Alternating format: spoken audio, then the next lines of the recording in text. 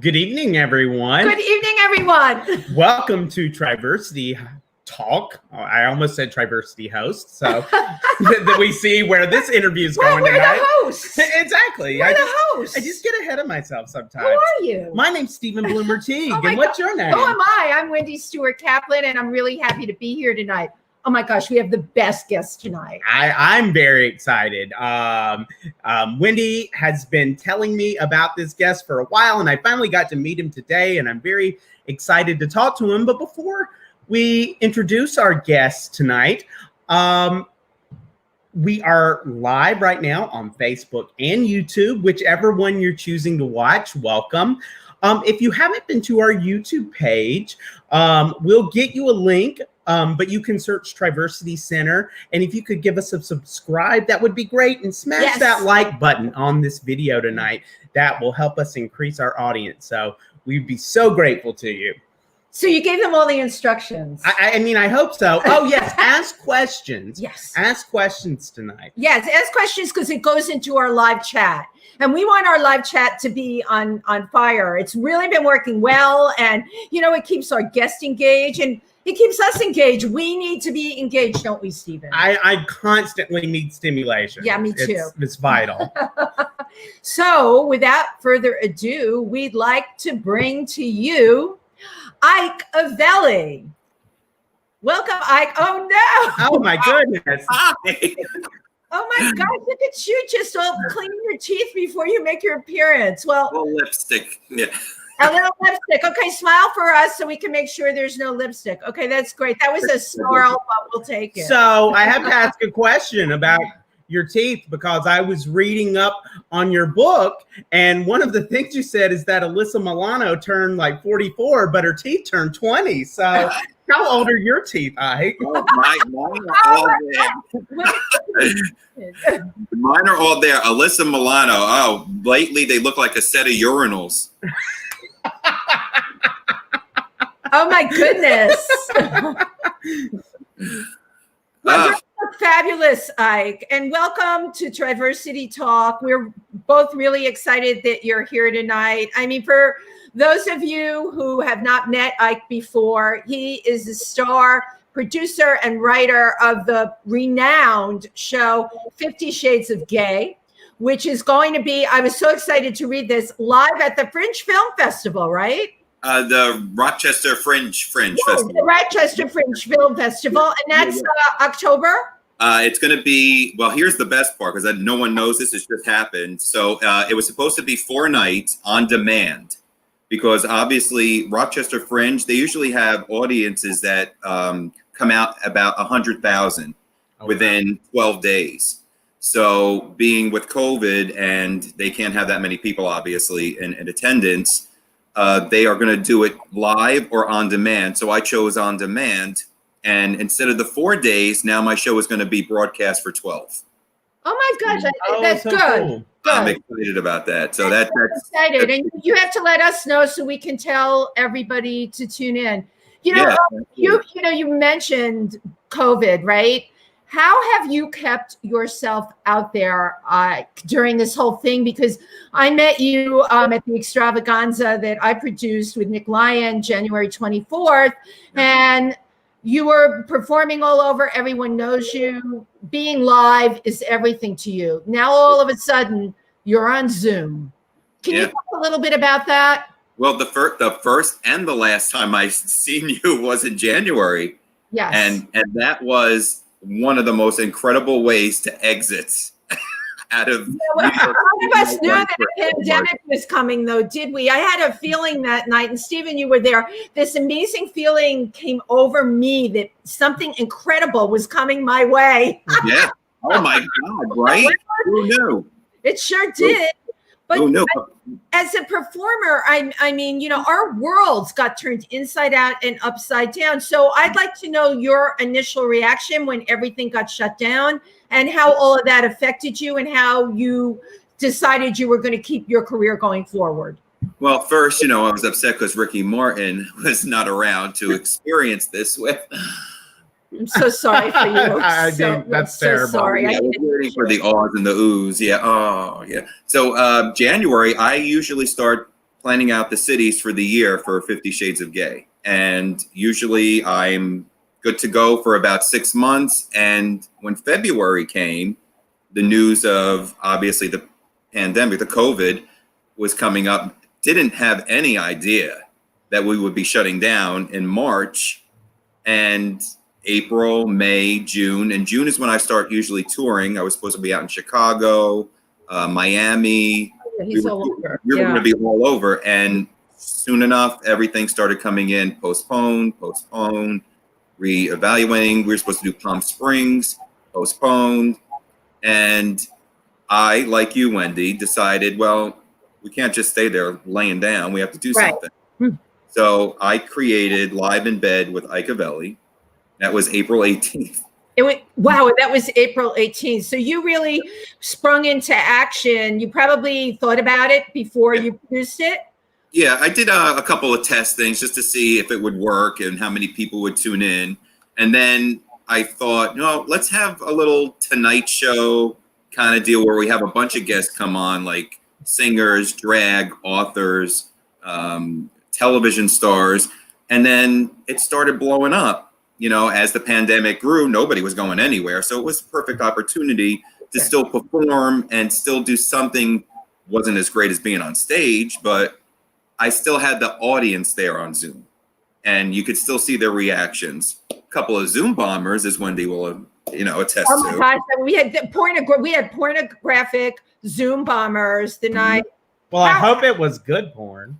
It was Judy, and I didn't get what was happening. I had heard about Zoom bombers. You and I talked about it. Well, the first time I had heard about it was because we started doing like weekly events with TriVersity, and some other centers were reporting that people were bombing and like homophobic content and things like that. So that was the first I had heard about it. But this was the first direct experience when Wendy was describing what happened on your show. I mean, I have to say, I'm not going to lie. It was the most action I had in a long time. Those guys were really buff. They were big. I'm telling you. I'm like, oh God. I'm like, jealous. Hurry up. End the pandemic. But oh, you wanted it to be Ricky Martin. Come on. Yeah, I did. And I know I have it all planned out, Wendy and Steven. You know, if Ricky decides he's ever going to knock on my door, I have a nice boarding school for his children to go to. We'll be set. I remember when I was a junior in high school, and me and my best friend at the time, who would later come out as well, surprisingly enough, surprise, went up to his room and listened to Livin' La Vida Loca, like over and over. And it was like, dreamy. Ike is going to have a heart attack over that. He's such a good musician. That was the only thing we were focused on. Are you kidding? Sure. That's the only thing? Yeah, of course. Yeah. We were Wendy. Great then. Yeah, right. We don't believe that, do we, Ike? No. We don't believe that. Oh, God. Ike has a really fabulous book. I encourage you all to get A Year in the Life of Ike Avelli and It Ain't Pretty. And it's a journal, memoir kind of book of what a year in his life being a comedian was like. The ups, the downs, the highs, the lows. And one of the threads, and I was talking about this with Steven, the comedians that influenced you. Can you talk a little bit about that? That actually started, believe it or not, my grandfather was a huge fan of comics, and he used to listen to the old comics like Myron Cohen. I don't know if you guys I know the name, of course, right. Yeah, hysterical. He used to tell a story before he got to the joke, which I loved. He loved Red Fox, Richard Pryor, George Carlin, Rodney Dangerfield, and I listened to them and I would laugh. You know, I was young. I was probably like 9 or 10, but I was bigger, and I am even, with singers on female performers. So I don't usually get male comics, but I do understand female comics. And I know it sounds crazy, but tell us some of the female comics. I love the fact that female comics like Joan Rivers obviously broke the grounds. Toady Fields, Phyllis Diller, they, to me, were doing things that were outside of the box that men were doing. Men were always performing, but they were saying the same jokes. They were talking about the same things. Women went outside the box. They weren't afraid to break the barrier. And that's what got me into comedy. Even the singers, Barbara Streisand and all the Patti LaBelle's, the big singers. I love female singers because they show more emotion. You know, they go up, they go down, they can belt, and not so much today, but. Now, as an LGBTQ comedian, did you feel your own need to break the mold? What was who were your predecessors and what were you trying to accomplish, in the field? Well, Sandra Bernhard, we love her. Loved her. And she's one of the reasons is Joan Rivers, Whoopi Goldberg, but Sandra Bernhard, I just loved the way she put an eclectic show together. It was singing. She would do storytelling, jokes, and they were great. And that's kind of what my show it goes towards. I was a big fan of Carol Burnett, another woman, back in the day. Yeah. And when I was a kid, I said one day I would do a variety show, and never thought it would take 40 years to get there. But I love it. And Sandra Bernhard for the LGBTQ, she broke ground on so many levels. And for me, when I started doing open mics, it was a lot of straight bars. And I think, when you go to open mics, they're basically 2-3 minutes. And it's just somebody up there telling a joke, and it could be good, it could be bad. When I made my first impression, I thought, you know what, I'm not going to do that. I wound up showing up my first open mic in a costume with 2 muscle men bringing me out. Gorgeous.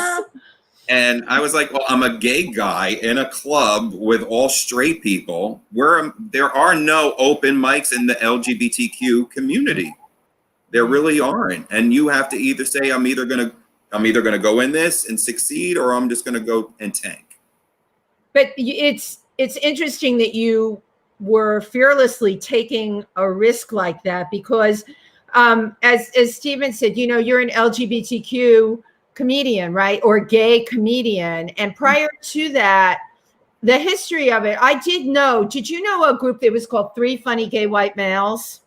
No. Okay, so I'm going back like 20 years ago, right? And the person who was in that, his name was Mark Jeffy Cohn. We were actually in a film together. He was the first openly gay comedian I ever met, and he had 2 other Three Funny Gay White Males, right?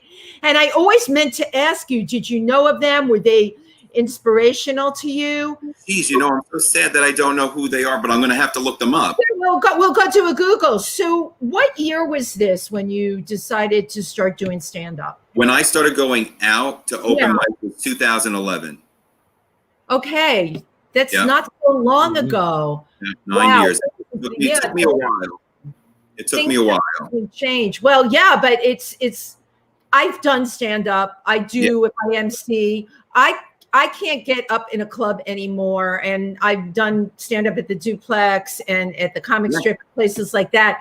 I feel like you're ripped raw, and your material can be so funny, but if you get that drunken, horrible audience, it is absolutely brutal. And it's like you're so alone up there. But you know what? I have to tell you though, Wendy, the one thing that I learned along the way, and I lived in Pennsylvania because we talked about this before, and it was getting to be a hassle because I was going from, there were really no open mics unless I went to Philly, because I lived in the Poconos. It was Albrightsville near Broadheadsville and Stroudsburg, but you live in a populated, at least, city in Milford, right? There's people in Milford. We're populated. City populated. We got a population. But not where I lived. It was this is the truth. We lived on a block and there were 3 houses, and my neighbor was Freddy Krueger and Michael Myers. That's great. The rest was woods. It was literally no life there. There was no nightlife. There was no bars. It was, you stayed at home and that was it. So going back and forth from PA to New York to do 5 minutes of stand-up, it wasn't working for me. Of course. So then I treaded back to New Jersey, and that's where I wound up moving. But I forget where the hell I was even going with this. No, we were talking about your origins in stand-up, right? And you brought up Pennsylvania and having Freddy Krueger on one side and the other neighbor. But it was hard.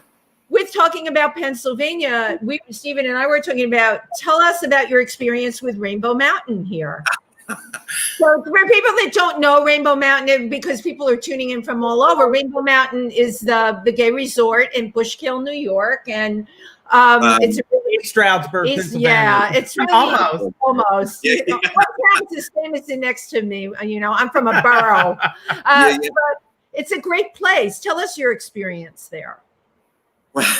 Well, honestly, it was the first place that I was able to frequent when I moved there, but it was like a 45-minute drive to get there. It was the only LGBTQ nightclub bar resort that you could go to, and that or Allentown to Stonewall, right? I believe that's what it was.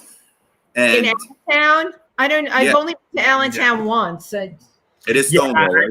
never done any kind of club scene in Allentown, but Rainbow, on the other hand, I have been to numerous times. Rainbow was the first place we frequented, and it was a nice place to go to. I'm not going to lie. Had a great time there every time that I went, because where else am I going? Right. You know? So we would go there and we would have a good time. We made wonderful, wonderful friends. And then at one point they asked me to bartend there. Oh. And it was one of their Thursday nights. They had karaoke in the lower section of the place. And there were 2-3 people when I first started there. But by the time I left, there were about 30-40 people on a Thursday night, which was insane for a work week. But after that, that's when I moved back. And when I moved back, I seem to have kind of lost connection with the people there. They kind of, after I moved to New York. So they went their way, I went mine. Well, you became a city slicker, and we just we can't deal with that. That's right. I know. So I going through your book, there was a quote. Can I read? Is it okay for me to read a quote? Sure, yeah. Okay. Oh my God, why am I still fucking single? This is horrible. I'm going to be alone for the rest of my life. If one more person tells me you have to be happy with yourself before you find a man, I'm going to send them to Dexter with a pallet of shrink wrap. Could you discuss being gay and single and over 40? Like, could you discuss that from your perspective? Over 50. Ugh. Well, you know what? I just put you in. Well, I'm just gonna say, Wendy had mentioned you had come out at 44, and I was like, I did not think he was older than 44. There you go. I know the coming out thing was even crazy, because I grew up. You're really young, Stephen. You're in your early 30s. I'm 22. No, I'm 38. He's so young. He's like you're a baby, but not that you're a baby. But the thing is, when I grew up in the 70s, you could not even mention the word gay. You couldn't mention anything that was remotely close to being gay. So I took it from there that it's obviously not a good thing. So I dated women majority of my life, and I didn't come out until I was 43, which was 2010. That's finally came out. Yeah. Now, what led you to that point? Was there any particular moment, or just enough's enough? Well, I came out to my sister first, who is so open. And, your sister's fabulous. Yeah, she's amazing. Yep, so open, understanding, no judgment, and we took her to a gay bar, and she had a great time. And that's when I came out to her. My mom, that's a funny story, actually. My friend of 20 years called my mom up drunk one night at like 2 or 3 in the morning. And he was like saying that he wanted to tell her something about himself. And she was like, well, please tell me. She was like, don't be afraid. He was like, well, I don't think you're going to like me if I tell you this. And she was like, I would never. She was like, please. She was, what's wrong? So he told her that she was gay, and she was like, oh my God. She was like, of course, I would never hate you. And And then he proceeded to just hang up with her. And the next day, my mom calls me and says, I had a wonderful conversation with your friend, and he said he was gay. And is there anything you want to tell me? So I said very maturely, I said, well, I says, if I was gay, not saying that I am, how would you react? And she says, I hear it's all the rage. So your mother is amazing. Very chic. I love it. That's great. Right. That's great. And then you knew you had her total support. Yeah. Oh, yeah. She was more upset that I was more upset with myself, because you don't know. I mean, the older generation too, like my grandparents, they already passed. I'm sure they would have been fine with it, but Italy, older, I don't know. I to this day, I'm sad that I don't know. It's a reality, you know. But having to wait really bugged me, because I lost out on so many experiences. So it's really interesting how supportive your mom is. Unbelievably supportive. She's in every audience, whether you're on Zoom or wherever you are. Your sister too, yeah. But you have a very close relationship with your mom, and you talk about in your book about your mom dating. Oh, more than me. Are you jealous that your mom has more dates than you? Yeah. My mom's 77, getting more action than me. Isn't that just like, work? Kill me now. Right. It's harder for a gay man. I mean, the websites that we have, the apps. I mean, we have Grindr, you got Scruff, and every single guy on that app is on that app. And it's the pickings are slim. And now that the nightclubs are closed, where am I going? The library? There, right? Right. Who you going to meet there? So one of the things Stephen and I have discussed, and I wanted to bring this up to you, is because you're talking about the dating apps and everything, and we're talking about being gay and of a certain age, how the way a person perceives their body in the gay community affects how people relate to them. There's so much pressure put on people with body type and age in the gay community. Oh, yeah. How do you deal with that, Ike? For me, when I was younger, the 20s and the 30s, it was nothing. My metabolism was through the roof. I worked out. Now, forget it. I mean, I don't want to say I'm embarrassed, but to go to a nightclub or a bar now, and you got all these kids in their 20s and their 30s. No offense, Stephen, you're in shape. I can't stand you, but girl, if I stand up, you will regret that. Stephen was working out today it's like I'm exercising. Yeah, it's rough. You really can't. For me, I would have to get back in shape, because it's a look. You have to look a certain way, and you have to act a certain way, and it's hard for when you hit a certain age. If you don't fit that persona or that look, get a drink and go home. But I pressure. Yeah, I mean, it's a lot of pressure. I mean, one of the things I've been very fortunate not to have to use any apps post the manhunt days, because that's where I met my beloved. You did.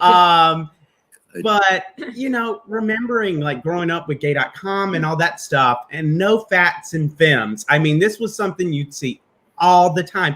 And as someone who could be both fat and femme, I would be like, wow, this is really hurtful. Now, at the time, I just started lying and saying I'm masked and all this nonsense, which you can get away with until you hear me talk. But I mean, just now I'd be like, go F yourself. Right. Amen. But it is really hurtful. And the thing, and this is an unsolvable thing to me. I talk about this with Timothy, who's a member of TriVersity and one of my closest friends. All of these apps, these guys are all on there over 50, and they're all talking about they're lonely, they're this, they're that.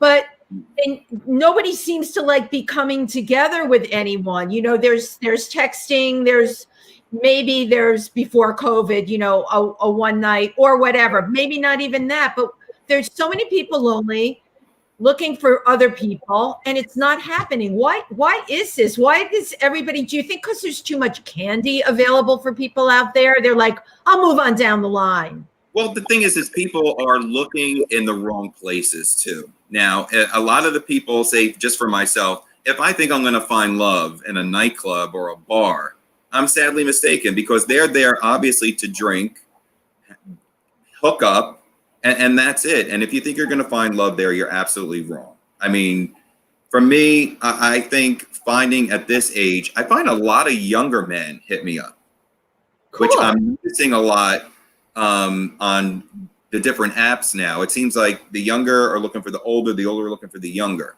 which is fine as long as they're mature. Yes. You know, and I'm not here to say, you know, I'm Mr. Howell from Gilligan's Island and you're lovely. Get out. No. But it's hard. There's nowhere to meet and everything is closed. So where do you go?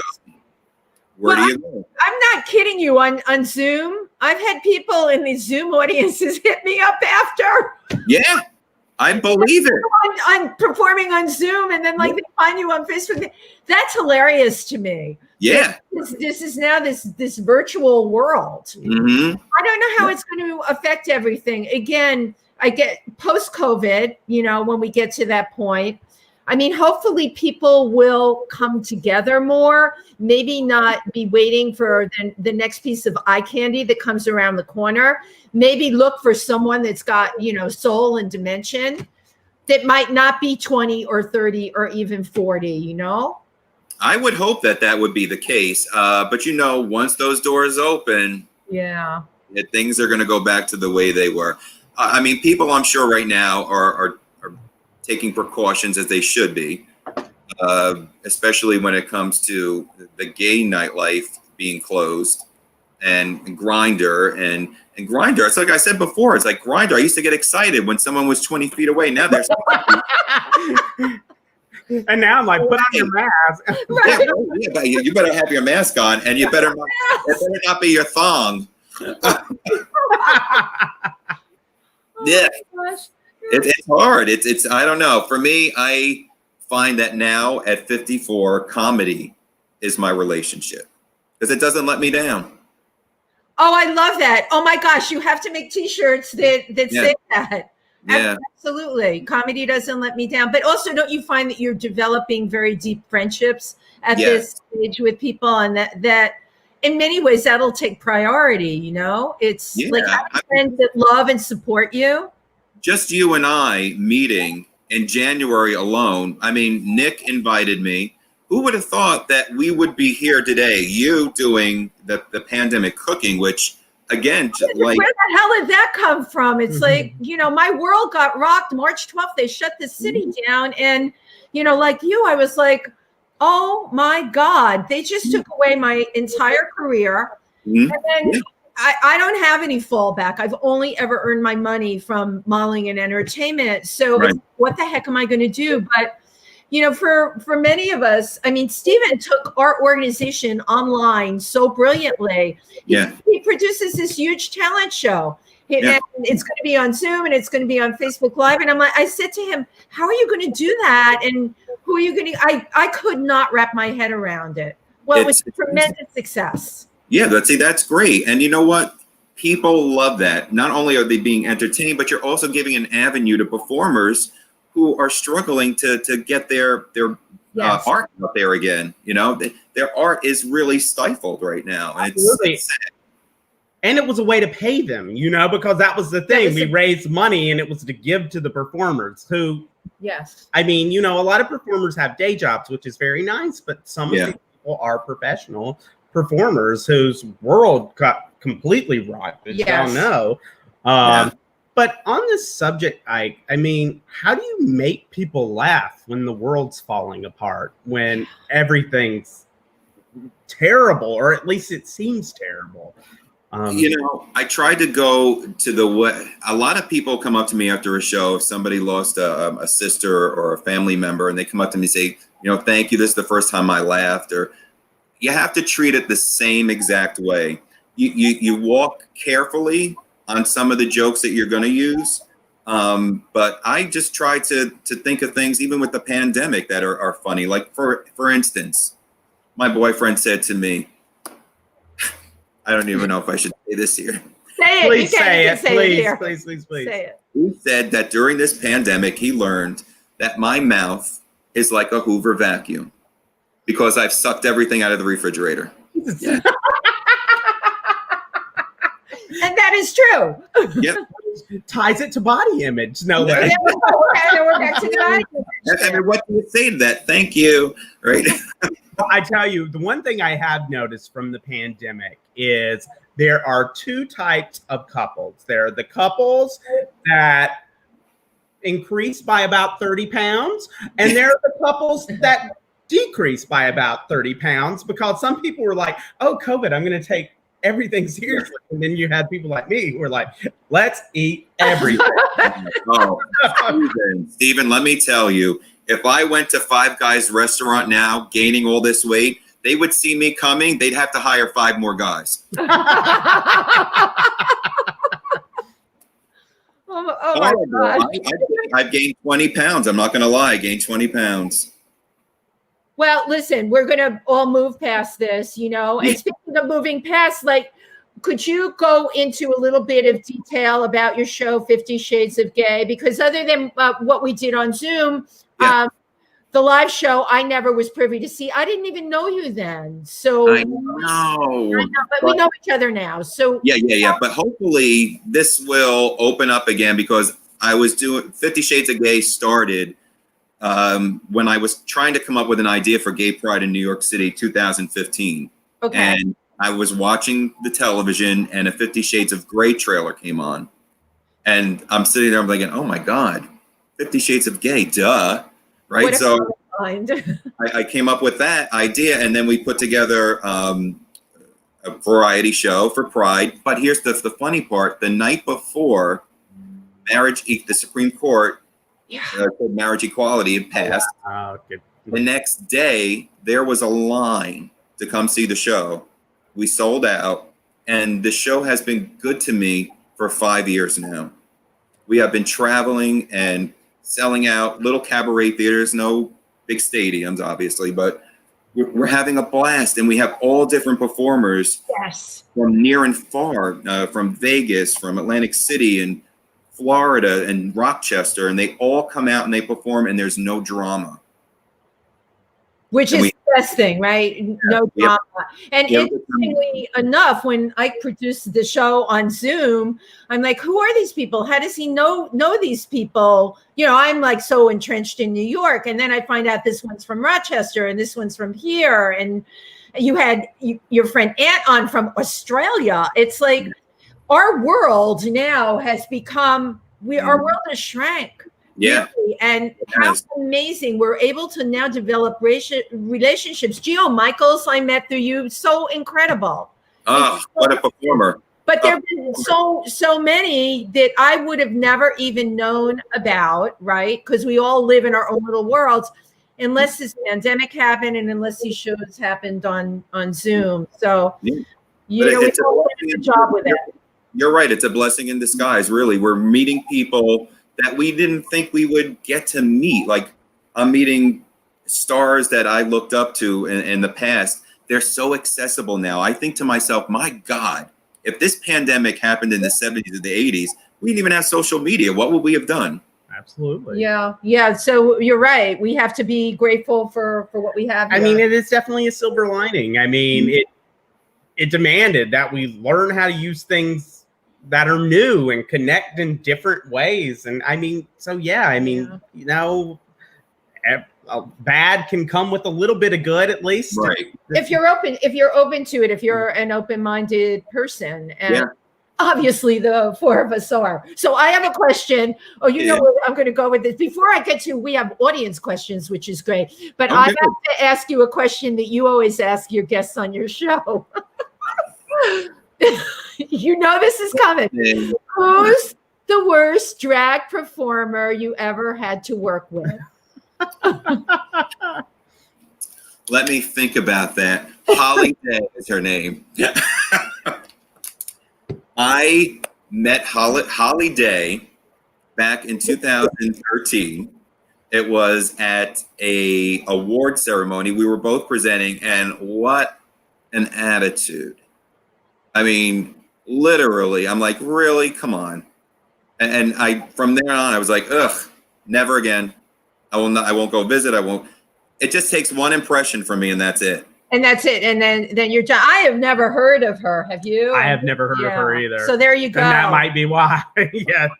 Miserable thing that she is. If you're gonna be a diva, you have to like get to that point in your career. You can't just. Yeah, I mean, all right. If it was RuPaul, I could say, okay, yeah, hard day. RuPaul would get a pass for sure. Yeah. Right, you're right. I remember that moment, and I don't forget it. It's like burned. And I don't forget it. It's like even when I met Roseanne, she was such a, I can't even say it.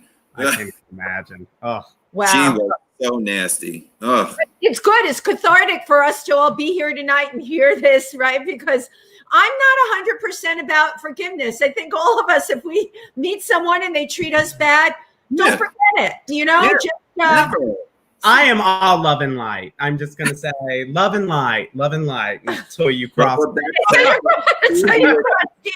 perfect together. Right? You're perfect together. Right, exactly. We balance each other out. Do you want to take some questions? Yes. Let's see what we got. They're scrolling along here. I saw Simone had a question. Oh my gosh, we got a lot. Got a lot of people on here tonight. Oh wait. Okay. I skipped it. Where is it? Oh, so going back to kind of our LGBTQ comedians that paved the way, Simone Krause asked, what did you think of Ellen as a stand-up comic before her TV show and her daily program? Well, first, I love Simone. I love her more than Ellen. I seen Ellen perform, and she was hysterical. She's still a funny comedian. I think she's still on point. She's great. I'm trying to think. There was another LGBTQ comedian that I saw that was so funny. I'm trying to remember outside of Ellen. Paula Poundstone. Oh my God, I love Paula Poundstone. Are you familiar with her? I am familiar with her. She's doing a lot of writing now. Yeah. She was so brilliant in her delivery, and I love her too. Another woman. Right. All right. What about Kathy, Najimy, and Mo? The Kathy and Mo show. Kathy and Najimy is brilliant. Wasn't that great? Yeah. Oh my, we're coming up with all these gay comedians. You see, we are brainstorming now. But that was the Wendy and Mo, the show. Oh, that was brilliant. Right. It was the Kathy and Mo show, and that they did funny comedy. Yeah, it was. And then she went on to do my Big Fat Greek Wedding. Kathy Najimy. Yeah. No, she did Sister Act. Yeah. What else did she do? She's done so much. Tons of stuff. Yeah. Hocus Pocus is probably. Hocus Pocus was hilarious, right? Oh, Bette Midler. Oh, I just have to say, I mean, this isn't really related to Kathy Najimy, but they're going to do a remake of Death Becomes Her with Anne Hathaway as Madeline Ashton and Goldie Hawn's daughter, what's her name? Kate Hudson. Kate Hudson as Goldie Hawn's character. What do you think about that? I don't know. That to me is like the best movie ever. It is. I mean, it was the best movie ever. And how are they going to fill the shoes? I don't know. I don't know how I feel about that. When maybe I'll be wrong. I'm kind of excited about it. Yeah. I mean, Bruce Willis was absolutely terrible in it, but I mean, it was even perfect. I mean, but the line, I can never quote it right, but it's like, it's okay, go for it. Ernest, do you know what they do to aging, bald, overweight Republicans in prison? Because it's not pretty. Meryl Streep is honestly, at comedy, she is incredible. And she stole that movie to me. Oh, yeah, absolutely. A flaccid. Flaccid. Which I have screamed out plenty of times in that very scene. That is one of the most quotable movies in the world. Flaccid. It really is. It's what you could think of so many different. I could see right through you. On guard. Oh yes. Well, completely memorized. That's amazing. Yeah. Well, a movie that's really funny and has great writing and really great actors in it. You remember what they say. Oh, absolutely. You know, and that's just a classic. Yeah, totally. So, Ike, when you wrote your book, it was what, 2000? I'm going to hold it up again. And hold it up right side up. But I wouldn't be me if I held it up right side up. The person we had, Elizabeth Geitz, who's amazing, was on last week. I totally loved the name of her book, but she forgave me. She's a reverend, but she forgave me. But I'm just all right. So here we go. There, is it on camera? There you go. There you go, Ike. There's your book. Where can people get your book? They could get it on Amazon right now. If you go to my website, ikeavelli.net, there's a link for it right at the top. Right now, you got to let everybody know, Wendy, it's a read that can be done in 2 hours. No, but that, you know what? Ike had told me that, and this is not true, and I will tell you why. If you really want to savor what he goes through in the year of 2017. Oh, thanks. Let's face it, honey. It wasn't your greatest year, right? No, yeah. Though that's life. Wow. We all can have a crummy year like that. So I kept it by my bed. It was like Ike and I were in bed together. Look, we all have our heads on the pillow. We've been doing that for a while, Wendy, for the last couple of months. I tell you, you've got to write a year in the life of Ike Avelli 2020, because that will be a bestseller. I was thinking of doing the 50 Shades of Gay from the time I created it till present day, and that's genius. That's fabulous. Yeah, I was going to ask you going forward, like what kinds of things that you want to share with us that you're working on. Well, believe it or not, like you, Wendy, we are creating. We have to. I mean, we are going to be prepared, because when this opens up, we're going to knock the socks off of people. Oh, you better believe it. That's what we're meant to do. And 50 Shades of Gay, the 5th anniversary, was supposed to come out a few weeks ago. Unfortunately, Nick Lyon's birthday. Nick Lyon's birthday. And unfortunately, New York City was supposed to be in phase 4, but they cut indoor dining and performing out for phase 4. So we're still waiting. So I have 50 Shades of Gay 5th anniversary, and I have, God willing, I wrote a Christmas show. It's my 4th one, and this one it's going to be me as the baby Jesus. Are you kidding? Yeah. We're going to be 2 drag queens, and the title of the show is Mary, What Child Is This? Oh my God, that's so funny. So you're working on the Christmas show now. I'm hoping I can put it on. Well, but even if that is really something for us to look forward to. The title alone would make me want to go see it. Yeah, but 50 Shades of Gay is going to be coming to the Rochester Fringe. This will be my 4th year. Unfortunately, I'm not going to be there, which kind of stinks, because if you ever have the opportunity to go out and see a Fringe festival, you have to go to Rochester. It's 12 days, 500 different shows, and it's eclectic and so amazing. And I think, Wendy, you and I should put a new show together and maybe bring it out there. Well, I totally want to put a new show together with you, and we're going to keep cranking out. We're going to put our creative energy together.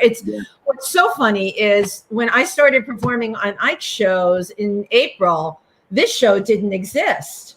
And I mean, like, here we are tonight, which shows you, and this is meant to inspire people out there. You know what? You don't give up on your dreams. If someone tells you no, you move ahead with yes, and surround yourself with really great people. Honestly, from the time I met you, January 24th, and then the next time I saw you was on Zoom. Okay, how bizarre is that? But I love what you said. I love what you said. Surround yourself with positive people. Yes. You know, because those are the people. Believe that, you know? Yeah, you have to. Well, some people unfortunately don't, but you know what? Those that are like that, we just have to cut them out. Like the festering sword that they are. Oh, it's starting to come out. Love and light, love and light, love and light. Love and light, love and light. I want to know what you've been doing to keep in shape during the pandemic. Don't go there. Come on. I know you're doing something. Well, I will be honest with you. I started today. I don't know what came today. 6 months later, I decided I'm going to go in my garage, get out my bike, and I decided to ride around the whole neighborhood. And I'm going to start doing that every night. I'm going to start doing that too, right? Well, that, Wendy, and the fact that I have to get a Nick Lyons jacket that he bought me. Oh, yeah, right. I know it's a little tight on you right now, right? Okay, you're busting out of it. But how motivating to have a beautiful, it's sequins, right? Yeah. Yeah. Red sequin That's stuff. fantastic. Yeah, he's amazing. No, I tell you, I went to Fire Island about a month ago, and you know, it's kind of like 7 concentrated days, and of course, that's the self-image of the world. But I was like, I'm gonna start a walking routine, and Fire Island beaches are not to walk on a good day. So it was like my back was on fire, and I was like, okay, this is ridiculous that I cannot walk on a beach. So that was really the motivation. So that did it for you, huh? Yes. Well, you know what? Whatever. Listen, all of us can be healthier. We can all work on our mental state, our physical state, in terms of making us healthier as people. And if this makes you healthier as a person, excellent, right? Absolutely. Yeah. If you were able to come out of this with a positive outlook, kept your mind clear, and be creative, and still look forward to 2021, then you're already ahead of the game. You're ahead of the game. I have to tell you, we had a lovely comment from Mary Weber Krause that your book is like a Bible. No. Oh, messed that up too. She messed it up because Wendy, we won't say you'll have to Google to figure out the joke, but when Wendy held up your book upside down, Mary said, Wendy, the book is not a Bible, which is a political reference. We won't say what kind of reference or to whom, but I got it. I totally got it. Oh yeah, Mary, that was funny. Well, you can let Mary know that I do say Jesus a couple of times in here. So he does say Jesus a couple of times in there. What is you refer in your book about the Book of Ike? What is that? Was that based on the Book of Mormon? Can you talk about that? That's another thing that came up. I needed another show, and the Book of Mormon popped in my head. So I did a show that was kind of a religious parody. So I did a couple of video sketches. I had Robin Camille, God rest her soul. God bless her. She was an amazing comedian and our friend. Yeah. Oh God, and Vicky Villaness, an amazing drag performer. She's great. Yeah, she was in the show. So we just did a lot of songs and stuff that related to a religious parody. So we did like "Living on a Prayer" by Bon Jovi, and the audience members came up and they had some fun lip syncing and. Oh, cool! So you involved your audience as you always do. Oh God, yeah. You have to. And I have 2 great sponsors that make that happen too. So I have Uber Lube, which I think Wendy you got yours. Tell everybody how amazing Uber Lube is. I actually won it because I answered a question correct on one of your shows on Zoom, and I won my own personal travel size of Uber Lube. Yes, and it smells really good, and in the hair. Use it for lube. You can put it in your hair. Yes. Really wonderful conditioner, and you could put it in yours. It would make it look like all slick and wet. Is this like listed in its purposes, or did you just? Yes. I interpreted it. Interpretation. I think I have the thing. Yeah, show the product. Big name salon. I don't. Oh wait, maybe I do. Hold. Come on, we know you have it in a drawer somewhere. I just couldn't imagine having a thing of let's put this in my hair. It does, because it smells good, and it's a gel. Yeah, that's the product. Uber Lube, everybody. Uber Lube. And yes, it says here, let's see. I swear it said something about hair. Did it really? Wait a minute. Don't make me embarrassed. Oh, Joanne Mazzaroli on here says, I use it in my hair. Oh, Joanne. Yes. Joanne, you have a testimonial in the audience right here, right now. Joanne, I'm not the only one. That's so great. Okay. I stand correct. Salon use Uber Lube to finish hair and add sheen, seal in moisture, and the frizz from Uber Lube. Holy cow. There you go. And speaking of Joanne, I also have another sponsor, E. Martin Davidoff, attorney at law. Amazing tax attorney. That's great. And that they actually help. And because of them, I'm able to give out stuff to the audience when they come up and participate. So, oh my gosh, that's so cool. So, Ike, is there any little secret you want to share with us here tonight on TriVersity Talk? Well, just that little secret I told you earlier about my show being on for 12 days instead of 4 now. Okay, cool. Big. And yeah, that's totally huge. And I have a couple more Joanne Mazzaroli, yes, she's excited. I use it in my hair. Now, Mary Weber Krause wants me to tell you that we used Uber Lube on my pandemic cooking with Wendy when I shot with her and Simone in New Jersey. We went on location. Was that outside when you were cooking, right? Well, I didn't cook with it, but I did a little promo for it because you had given it to me. And we don't all get out there and spread this joy, spread the information, and Lord knows, find a really great product that can be used both as a lubricant and a hair gel. How many products out there can say that? And that's amazing. I'm telling you, so many different things. I mean, I could probably use it on the chain on my bicycle. There you go. A motivation to ride. Do we have any questions that we want to check out, or questions, comments, or anything? Okay. I think Richard, he wrote Jesus. I think that was probably related to when I mentioned we met on Manhunt. Okay. We'll go back. Belinda's in Australia. So she tuned in. Hi from Australia, Belinda. Hi. We love Australia. All right. Okay. Ike, this is I knew we would have such a great time with you tonight. Thank you for being here. Absolutely. Thank you. I adore the both of you. I really do. You're great hosts and so much fun, really. We're fun. Yeah, Stephen, we're like so fun. I look forward to seeing you in the flesh. Not in the biblical sense at all. I mean, in October, but we'll do something online before then. That would be really cool. Also, we have to meet up in the city for sure. Yeah. What do you do in Labor Day? Labor Day, I have a couple of things. I'm going to a barbecue next door. Yeah. And my sister as well is doing something. That's nice. Keeping it local, keeping it small. That's this is hard for me. I'm a big party girl. I give big parties, and I'm now seeing like 5 and 6 people at a time. Whoa. But it's what the thing is, you and I and Stephen too, you're probably used to mingling and seeing people all the time. So now it's all the time. Yeah. Yeah, I talk to strangers on the street with my mask on. They think I'm a lunatic. I just have a dog with me when I do that. It makes me look not so crazy. It makes me if I have it with me, I just look like a dog walker. Yeah. Right? Thank you. Well, had so much fun tonight. I honestly did, and I hope we could do it again. Absolutely, we'd love that. And a little comment here that I want you to hear before we sign off from Timothy Moreland. Love your Saturday shows.